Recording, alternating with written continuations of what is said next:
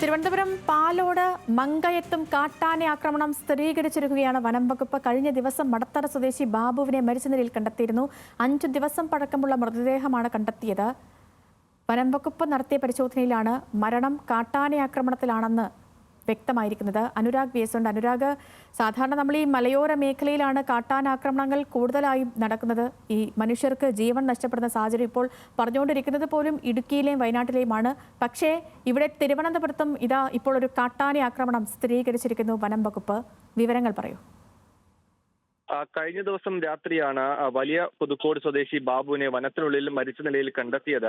ആദ്യ ഘട്ടത്തിൽ സംശയമുണ്ടായിരുന്നെങ്കിലും ഒരു കാട്ടാനയുടെ ആക്രമണമാണോ മരണത്തിന് കാരണമെന്നുള്ള സംശയമുണ്ടായിരുന്നു. ഇന്ന് വനംവകുപ്പ് അത് സ്ഥിരീകരിച്ചിരിക്കുകയാണ്. 5 ദിവസത്തെ പഴക്കം മൃതദേഹത്തിന് ഉണ്ടായിരുന്നു.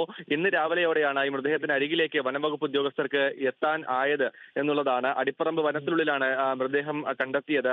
ഈ 5 ദിവസം മുൻപ് ബന്ധുവീട്ടിലേക്ക്, അടിപ്പറമ്പുള്ള ബന്ധുവീട്ടിലേക്ക് ജോലിക്കായി തിരിച്ചതാണ് ബാബു. പക്ഷേ ബന്ധുവീട്ടിലേക്ക് എത്തിയിട്ടുണ്ടായിരുന്നില്ല. പിന്നീട് പാലോട് പോലീസിൽ ബന്ധുക്കൾ വിവരം അറിയിക്കുകയും ചെയ്തു. അങ്ങനെ അന്വേഷണം നടന്നു വരികയായിരുന്നു. ഈയിടയിലാണ് ദുർഗന്ധം വമിക്കുന്നത് ശ്രദ്ധയിൽപ്പെട്ട് ഈ നാട്ടുകാർ അവിടെ പരിശോധന നടത്തിയത്. അങ്ങനെയാണ് മൃതദേഹം കണ്ടെത്തിയത്. എന്തായാലും കാട്ടാനയുടെ ആക്രമണമാണ് എന്നുള്ള കാര്യം വനവകുപ്പ് ഇപ്പോൾ സ്ഥിരീകരിച്ചിരിക്കുകയാണ്.